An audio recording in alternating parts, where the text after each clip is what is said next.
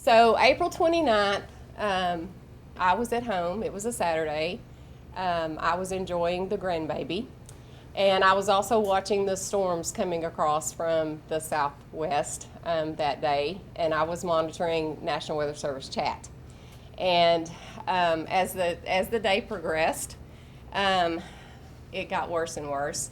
And somewhere about 4 o'clock that afternoon, the judge and I had a conversation because we saw the judge got a call from one of our county employees that a tornado had touched down over between Grand Saline and Fruitvale and had destroyed a fence line, and then it had just gone away. And the next time that we had contact, things had started hopping. And this was some of what they were beginning to see. And so sometime after that time, we decided to activate. And this is just some of the pictures of the tornadoes that were coming through the county. We ended up with several, and here were some of the paths that we saw. And I don't know if y'all can see some of that. I don't know if we need to turn one of those lights off, but we ended up with through that storm, we had 7 that came through. And they were anywhere from EF zeros to EF EF fours. It did a lot of destruction, and it was also a First Monday weekend for the city of Canton. And luckily, it did not come into the city of Canton. It kind of split Canton on both sides. So we created the EOC. It takes me about 35 minutes to get from my home into the city of Canton from where I live. I had to get the grandbaby situated before I got here. And by the time I got into Canton, Canton Fire had already got our triage center set up. It was set up out at the Canton High School. We were already completely out of electricity. We already had 35 to 40 ambulances on scene. At that time, we didn't know exactly how many fatalities we had, but we did end up with 4 fatalities. We had numerous injuries. We ended up transporting, I think, 48 to the hospital, and we had the triage center set up there. Our emergency operations center is normally set up at the sheriff's office, but we had no power anywhere in the city. A lot of places in the county didn't have any power either. We ended up setting up our emergency operations center at TxDOT because they have a huge generator, and so they had full power at TxDOT. The next morning, we did do disaster declarations for the county, also for the city of Canton, and also for the city of Fruitvale, because Fruitvale was also affected very much by the tornado. And we did have curfew orders put into place by the next day because of the looting, and we did end up having curfews kept in place for at least 9 days. And we had law enforcement from all over the state here for 9 days. We also had media, and that was a big thing for us. We were swamped by the media almost immediately. And Sunday morning before daylight, we did do a no-fly order over Van Zandt County because we wanted to assess our damage before we were swamped by helicopter media. And we did shut down all air traffic. And our goal was to shut down a 35-mile path across Van Zandt County.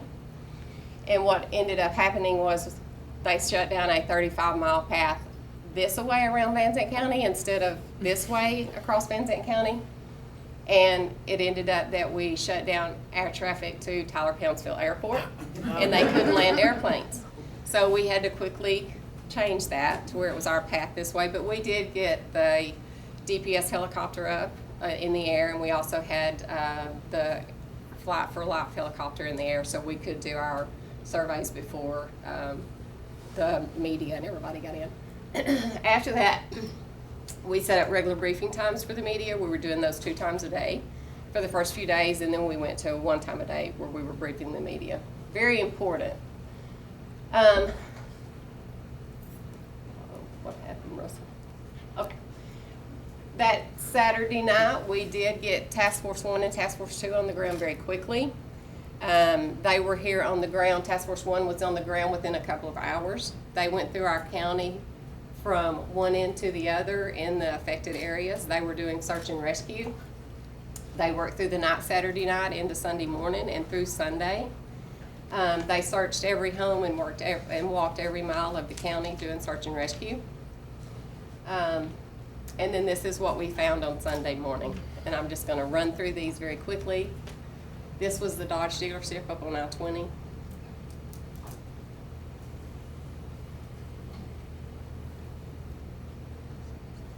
And this is just some of it.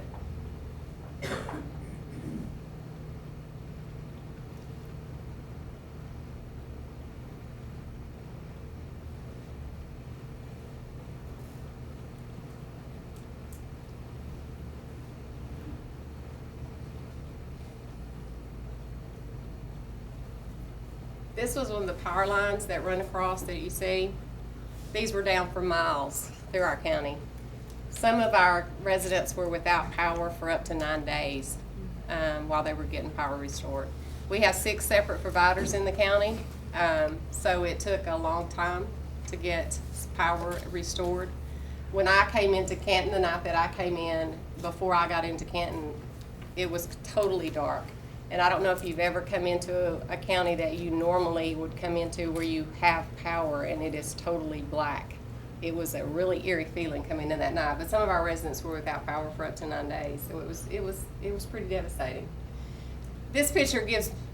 I took this picture. This is a cemetery down in the Old Bethel community that's here, and this was really eerie to me because there was a chain link fence around the Old Bethel Cemetery, and there were huge trees around this cemetery, and a lot of these trees were knocked down, and this fence was knocked down. But in this cemetery, there were flowers on these graves, and they were not touched. And that really gave me the willies. It was really strange to me. That picture's always stood out to me. But this is some more. I mean, it was just devastating throughout our county. And that was from one end to the other. This was a before and after picture.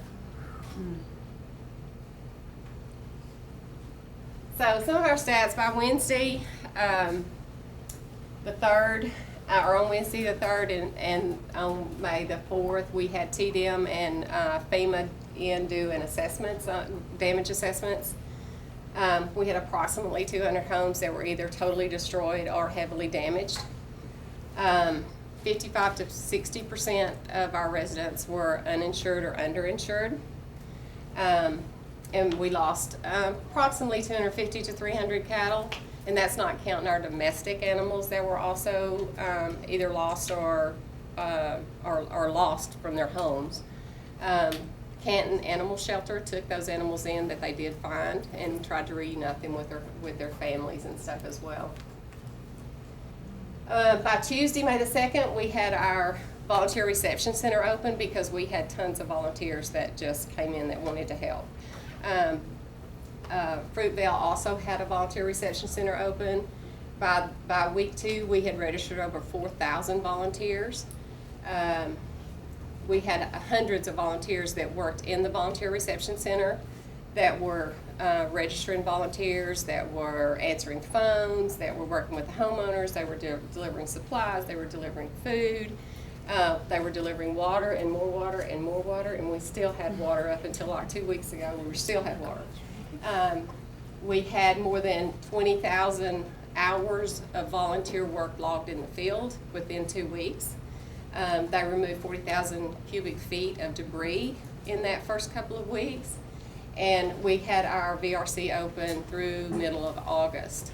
We still have a hotline, so if people call and they're still needing work, we still have that active at this time.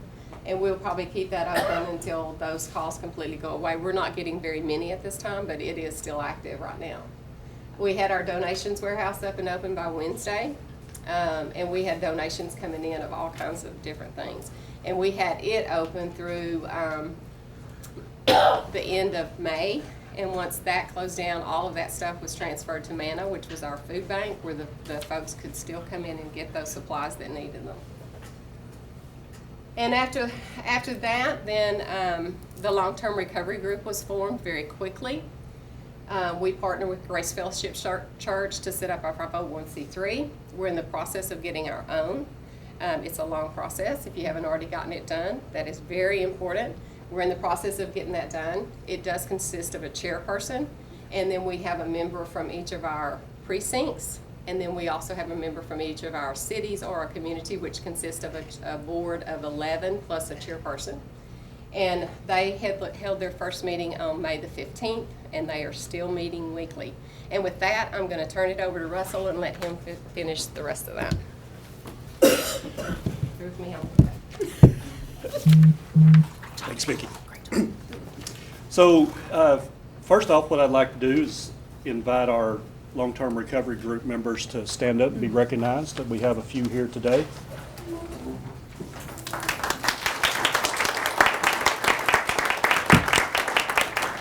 I'm not sure they knew what they were getting into, but they've been at it, like Vicki said, since May 15th. We've been hard at it.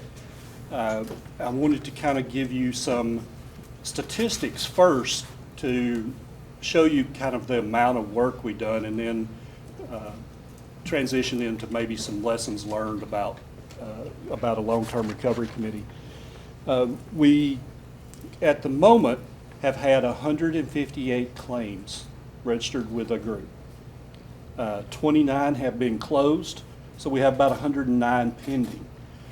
The last case that came in was as late as 2 weeks ago.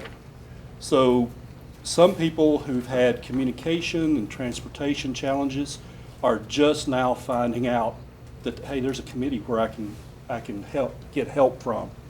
One of the slides that Vicki showed indicated that we had 50 to 55% of the structures were uninsured. Those homes were lost without any sort of insurance on them. The folks that are particularly affected hit that social vulnerability index, those measurements of what impedes their path to good health.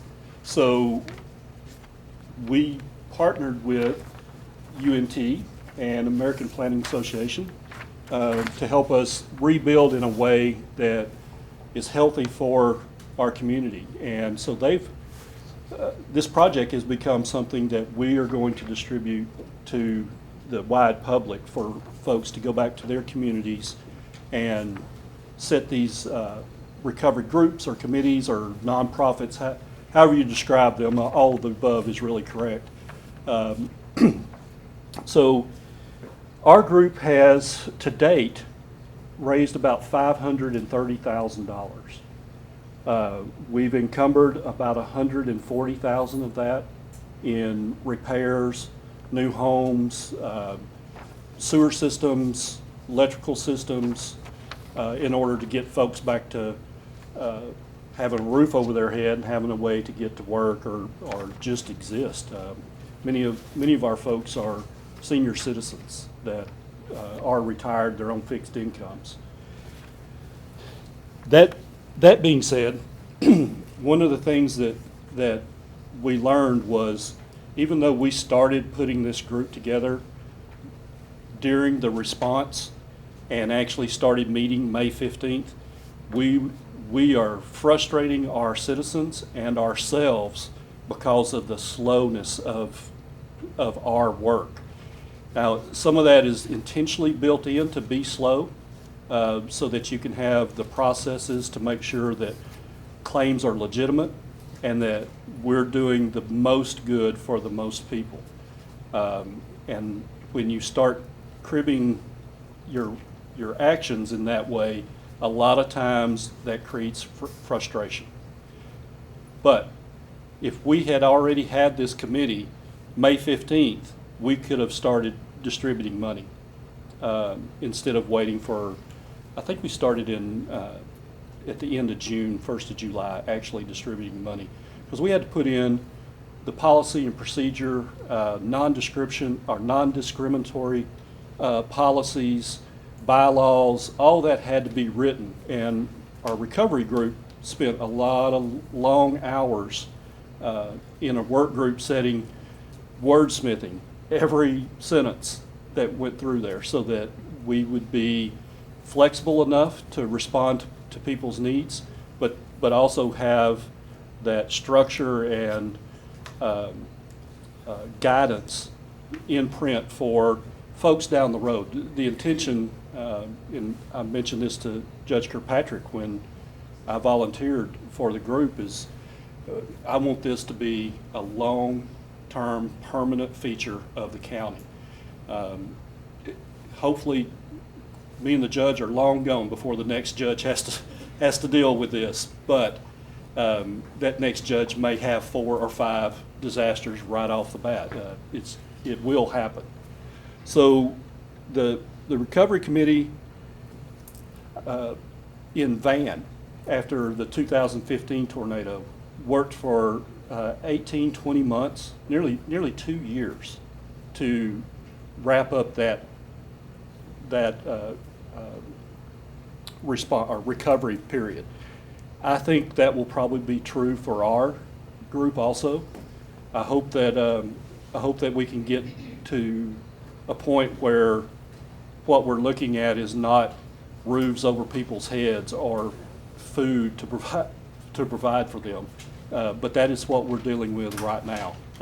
Almost exactly 6 months later, we're still trying to make sure that folks have. And there's another one of our recovery group, Sean Stewart. Wave. Very good.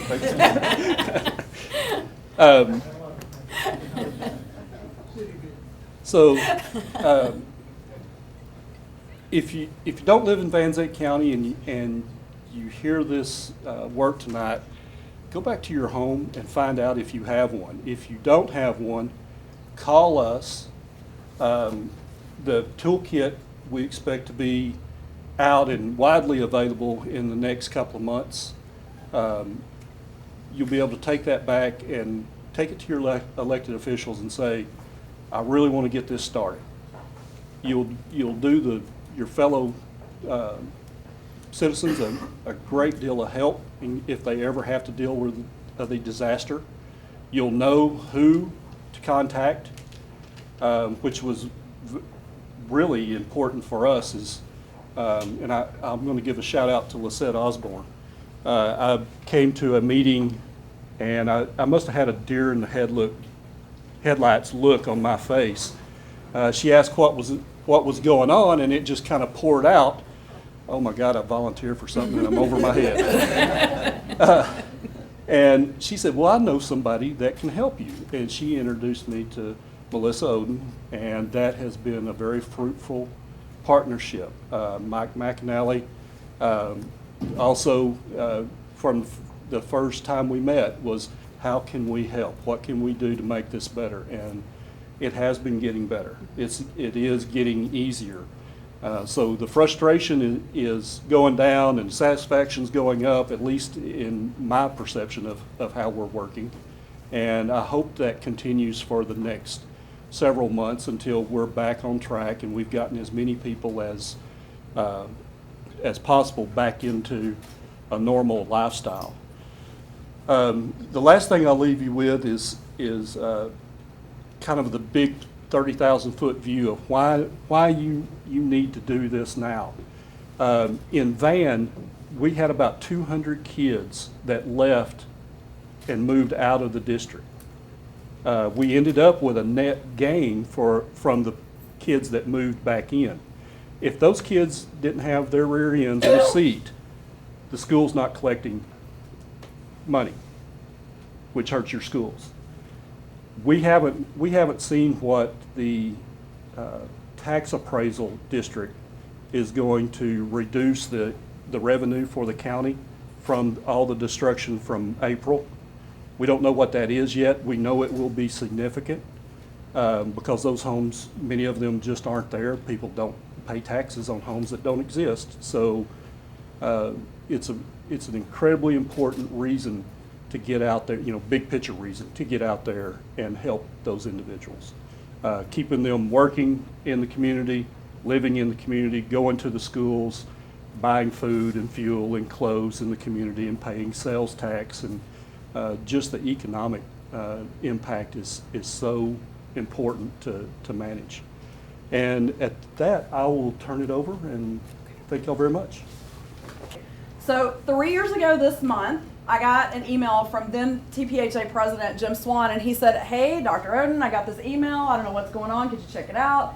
Turns out Mike McAnally had contacted Texas Public Health Association because the CDC, the Centers for Disease Control, had awarded some money to American Planning Association National for some collaborations and some partnerships to bring public health people and planners back together. We used to work together, and something happened, and it's kind of like public health and medicine. We used to be together, now we're not. Anyway, so we're trying to get back together. So there was some money for some collaborations, and Mike reached out and said, we really need to partner with the Texas Public Health Association to be able to secure this money. So I said, absolutely, let's go for it. So probably Mike, not even 10 days later, we were in the office of then APA Texas President Wendy Chabay, and we were trying to figure out how we were going to apply for this money. And in true nonprofit fashion, we found out we only had 3 weeks to get RFPs in and back out to APA National. So we worked like bandits trying to get this done. And we did. And we ended up submitting, I believe that first round was 17 RFPs, I think, to APA National. And Texas ended up getting one of those. And that started in Austin in Travis County. And that project was looking at access to healthy foods and transportation and physical activity in the Runberg area of North Austin. So that was our first grant, our first cohort of this grant. And Mike, I believe that was $105,000 or $107,000 that they were awarded for a few months of a grant, not about a year of a grant, right? Yeah. So a few months later, we found out that there was going to be a round 2 of this grant money. We thought, well, my gosh, this has been so wonderful that we need to do this again. Y'all, we got it. Round 2 went to my county, Tarrant County, and we ended up doing a project with Linda Fulmer, who is also one of our task force members. Unfortunately, she could not be here today, but she runs a small nonprofit called Healthy Tarrant County Collaboration. And they looked at corner stores on the east side of town and how they were offering healthy options in their stores. Most of those areas are very poor. So what do you guess is at the front of those stores? Cigarettes, junk, beer, all that. Well, and they make their money on those things, right? So we weren't trying to not help them make their money, but what we were trying to do is make healthy food more available. So we had two of these corner stores actually flip their stores to where they had the healthy fruits and vegetables at the front when people would come in and put all that other stuff in the back. And just in case you don't know, right now in Fort Worth, we're working on becoming Blue Zone certified. If you've not read the book by Dan Buettner, Blue Zones, you need to get that book. That is a basic social determinants of health book that everybody will enjoy. It's fantastic.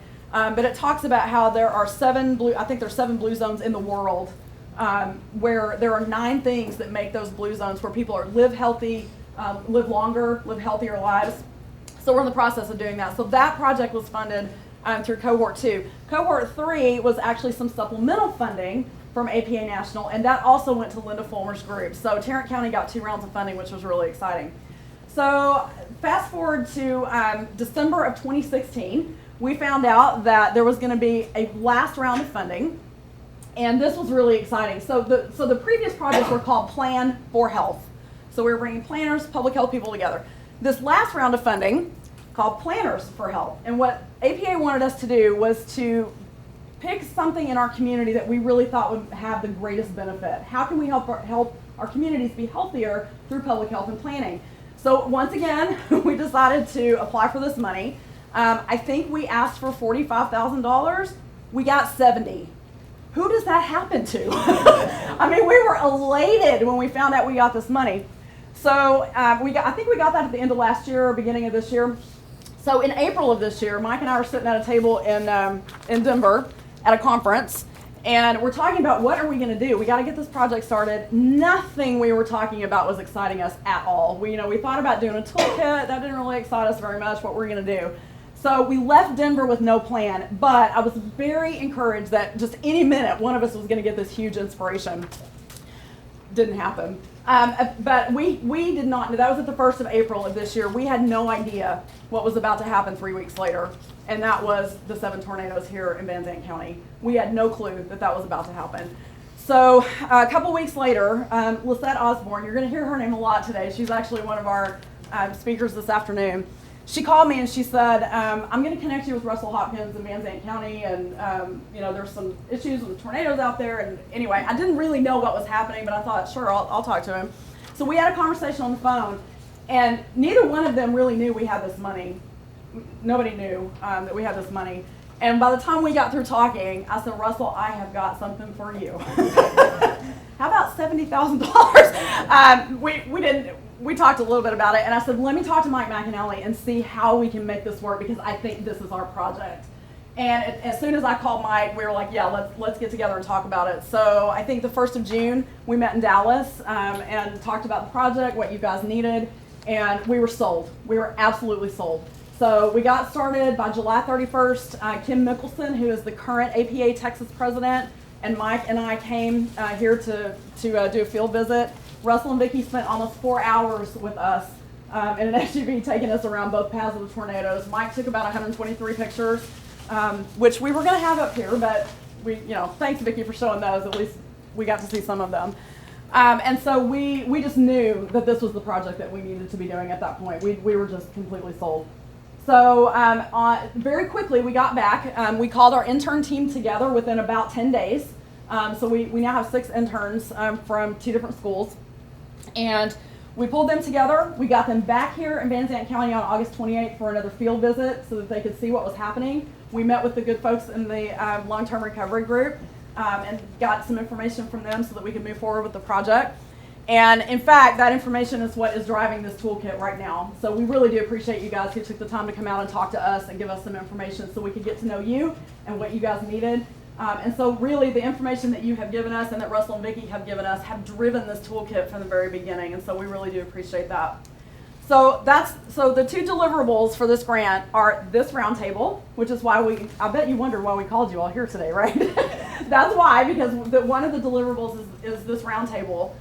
But the other thing is the toolkit, and Russell alluded to that just a little bit ago. What we discovered when we talked to them is that there was a gap, there was a little niche that we could fit in for rural communities, that when folks in rural communities have disasters, they don't really know where to go to get information about how to recover, how to plan, how to get ready for this, what to do in the middle. And so we really thought we're just really onto something. So these fantastic students have been working on that toolkit for weeks now.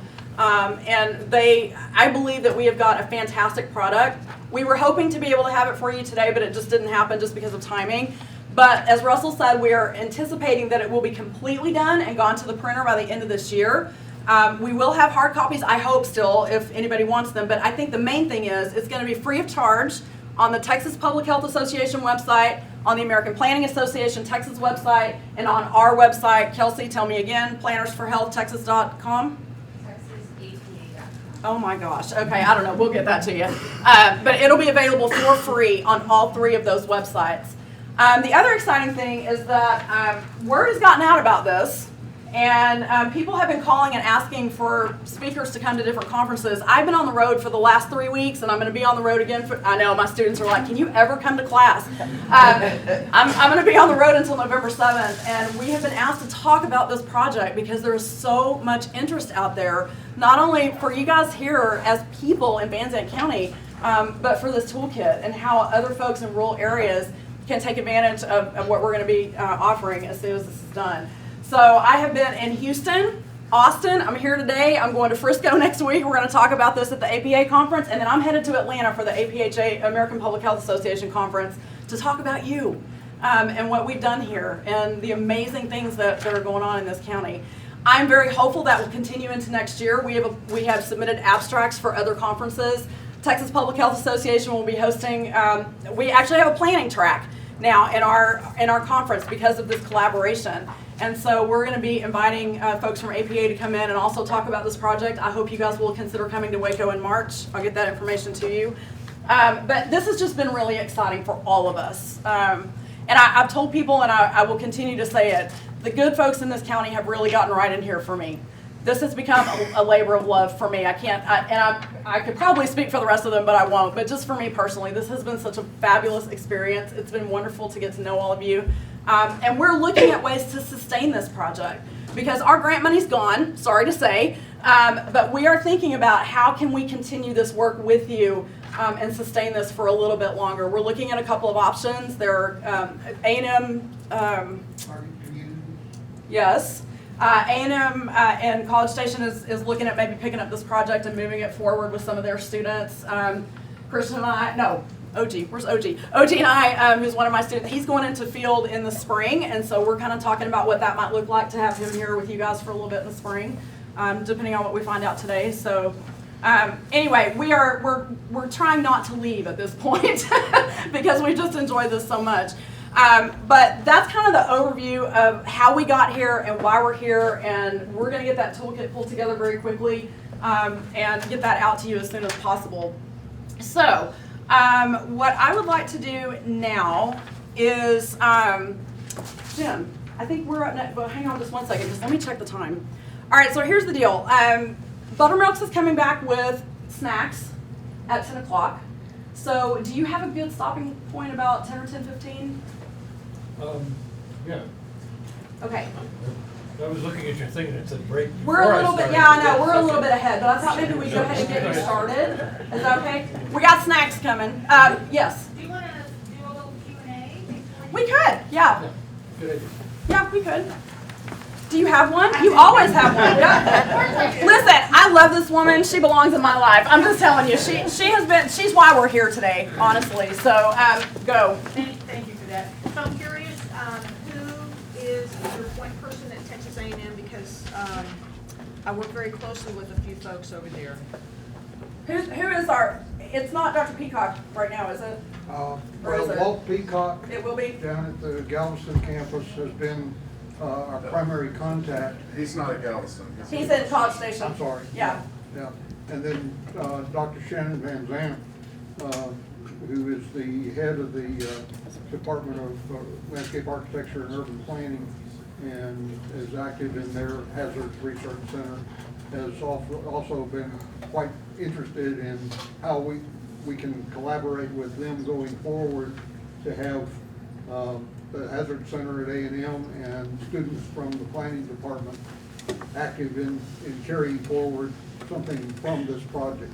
Okay. And since I I'm on work that, very closely with the School of Public Health. Okay. A couple of professors there, so that Okay, good. you might be able to. and for the Health Science Center, I'll be the faculty contact there, Okay. at least for now. My other question was, is for Vicki. When you, yes ma'am, there you are. When you were talking about volunteer management, and I'm curious, I don't know what resources are here, but is there a local medical reserve corps, and was there any interaction between your volunteer reception center and a medical reserve corps as far as registering, credentialing, all of that sort of stuff? We had a volunteer agency liaison from the state that came in and actually ran the volunteer reception center in the very beginning. We, as Net Health, have a medical reserve corps that we do through, it's actually through the Tyler office, but it also encompasses Van Zandt County through that group. And I'm not sure if Dusty did a throw out for volunteers. I'm sure that she probably did. She did.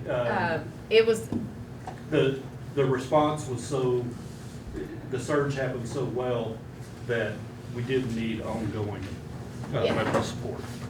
and then with the long-term recovery group, we have a volunteer coordinator with our long-term recovery group who is here. So, yes, we do have the medical reserve corps as well. And I guess, did you find the medical reserve corps helpful in your volunteer management? And not to, just kind of in general, not. We didn't utilize them because we had enough Everything, okay. spontaneous that came in that we didn't. And then we also had VOADs that came in and brought volunteers with them so that they pretty much managed that in the very beginning. So we didn't have to utilize the medical reserve corps. Vicki, can you explain that VOAD acronym? VOAD is Voluntary Organizations Active in Disaster. So they're a Texas group, or they're national as well, but they bring in groups that manage, and Russell, they can speak of that a little bit better than I can, but, or David, somebody. They can come in and manage groups of people, and that's what they did here. They came in and it was the, oh my goodness gracious, Texas Conservation Corps that came in and managed for us here. So they did an awesome job. Thank you. Yeah, I'm looking forward to hearing how the toolkit works, how it comes together. I'm hearing a lot of information coming that volunteer management and volunteers were a big part of it. Does the toolkit also bring in linkages with existing resources in the community, such as architectural engineering firms, the hospitals, the garden reserve? Does it also link in all those resources as a way to respond? Students? We have looked at current resources. I don't know, we may need to look at the table of contents and see if we actually put current available resources actually as a line item in there. But I think we did look at that, didn't we? Yeah, we had, at the appendix, we had some for, like, for the animal care. We Animal covered care, all that's that. another good one. Right, yeah, we, Covered yeah. that. Would it also go forward in establishing a commitment from the local resources that in case of a disaster, here's what you're committing to, if you're able? Are you, Kelsey, Yes. are you writing this down? Yes. Okay. She's our, And some of that. she's our scribe. Yeah, thank you. And I probably should say too, we've got some great speakers today, but we really want this to be a community conversation because we're still collecting some data for this toolkit, and we do want to hear from you. So these are the types of things that we need to be hearing. So Kelsey, I'm sorry, you were gonna. I was just saying the communication portion, you did talk about how logistics of like being in touch with hospitals and emergency teams and having that game prior to the disaster would be necessary to add to that list. Yeah, absolutely, because it's not done yet, so we can still add that. Thank you for asking that. Another question. Yes.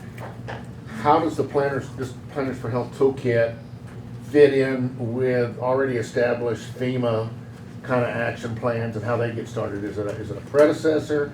Is it a supplement? Is it a vital ingredient? Is it linked into the FEMA process too? I don't know, and students, you might want to jump in on this. I don't know that we can say it was linked into FEMA because, FEMA didn't step in here. And so we were creating this toolkit with the understanding that this is what's going to have to happen if you don't meet your damage threshold or if FEMA doesn't step in. Okay. So this is really more of a supportive effort for communities who may not get FEMA assistance. Okay, no, that's very important. But that said, I mean, I could foresee how it could link to. Kristen, do you want to address that? What we're trying to do is to get a broad picture, to have a broad picture. Now, different communities, the communities vary. So every community now looks at the broad picture we have and then so we pick can out. hear y'all back here. Oh, Okay, what I'm I have never saying- been accused of not being able to be heard. Never! We're trying to create a broad picture. Now, each community looks at the toolkits and then they pick out the parts that aligns with their community. That's what we're trying to do because not everything in the toolkit can fit to every community.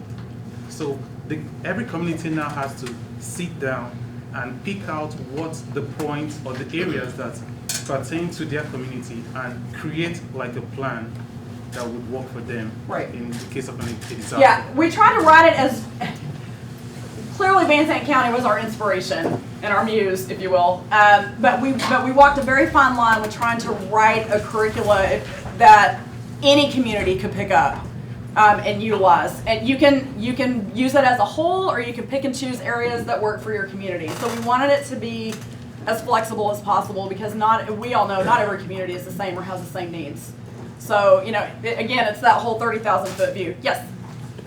When y'all started this plan writing, coming together, was NX8 of Van Zandt County's disaster operation plan, was it brought into play?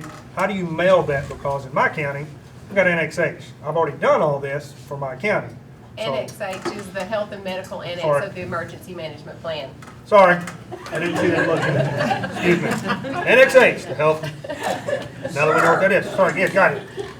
I've already done this for my county. So how does your toolkit come into my county to augment what I've already done as the emergency management? So, the ESF8 Health and Medical Plan generally goes right up to the end of response and stops. So this toolkit, I would envision it coming into NXH as an attachment, much like you would put your resources like hospitals, nursing homes, physician list, that kind of thing. And then you add on to NXH with the recovery process that Rains County or Van Zandt County or Tarrant County would write specifically to there. Because So, we have a recovery annex as well. right. And you could, that's a good place to put it also. Okay, great ideas, you know, wonderful, we're coming together, but I'm a one-man office. And Yeah. to rewrite what I've already done, with a new plan. I'm a one-man office. Yeah. So, I think what you'll find though, what's that Osborne? Yeah, I know who you are, man. She's a rock star. Thank you. I think what you'll find though is that the toolkit will supplement your Annex H. It won't replace it. I wasn't asking to replace it, that's what I was right. asking. No, I get that. What purpose It does it won't, serve? and those of us who work in emergency management and preparedness and response, we function under a series of what's called capabilities. So it's anything from community preparedness to volunteer management, and that's actually 1 to 15. There is a capability that just talks about what you should be doing to be prepared to respond to a disaster. Recovery is one of those. And so with all of these capabilities, we're always looking to do planning, to do training, to exercise those plans. Recovery is never a focus. I can pretty well say never a focus. Because as Van Zandt knows, and Rockport is learning, it's over. We've moved on. The rest of us that don't live here. And that can't happen. And so this toolkit, not only is it going to be effective for Van Zandt, but we're looking for this to be effective and helpful, a resource, an adjunct to your Annex H across the country for rural communities. It's unique.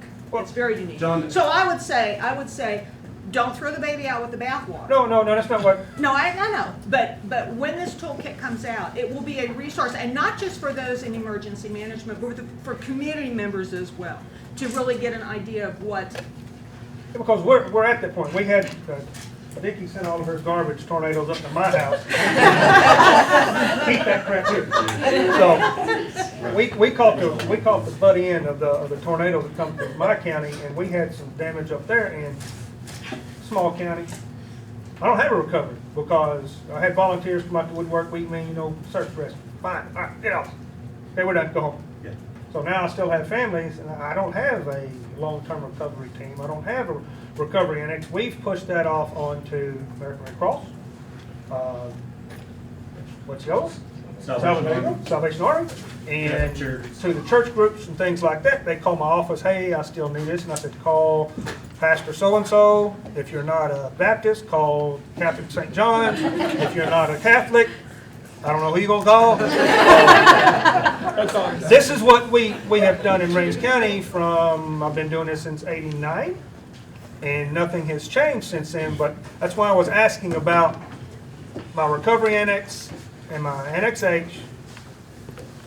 All this information is in those two annexes for my county because I don't have a hospital, I don't have a home, I don't have a public health district. I use Northeast Texas Public Health District in the state. I have 12 cops, 3 fire departments, and 1,700 churches. So, John, here's kind of where we think about operationalizing the recovery is through the recovery or the NXH. just referencing back like you're saying to Red Cross. Who you gonna call? Well, you set up a recovery group or recovery committee, however you go about naming it. And then you direct people to that through your plans, your annex plans, and let them set up the processes and policies to run that. That certainly has to happen with overview from your elected officials and from the community to have input. I've got one more follow-up and I'll shut up. All these individuals that are volunteers, volunteers for one committee turn out to be the same volunteers for this other committee. They turn out to be the same volunteers for this other committee. How can I keep my volunteers motivated? This is the unicorn in the room. How do I keep them from saying, crap, something else he wants me to do? Yeah, we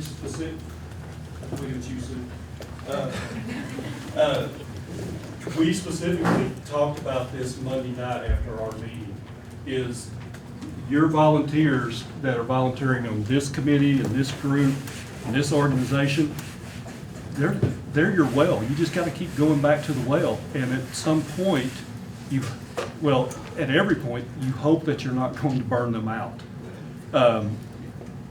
We've got a long process for recovery in Van Zandt County. I hope, and I'll speak to my personal experience. I mentioned the frustrations that the community and our group has. There's also that satisfaction that I get when we hear about a family that is bathing in a creek and hunting and fishing for food, and then we help them resolve that back to a more normal life. So that motivation is where we get, I think, the momentum to go forward. But our folks exist on so many other committees and they do so much of the work already. I think it's really, you have people that do that and you have people that don't. And there's a lot more that don't. So you have to keep going back to the well. And that's just unfortunate. It's not fair, but that's the way it I was is. looking for some golden apple that I can. Help me, Russell. I would say too, one of those things you can do when you have those same people in the same committees is sometimes just realizing that you've got other committees that need to be set up is to ask some of those members, hey, who would be another person? Yeah. And start getting that concentric circle of connection. And you're able, they'll know people you don't know. That will be good. We have in our recovery group, we have competing school board meetings, competing church meetings, city councils, and all. They compete with those people because y'all have 2 minutes. Yeah, 2 minute warning. Okay. So that's not a very complete answer, but just the way we have to deal with it.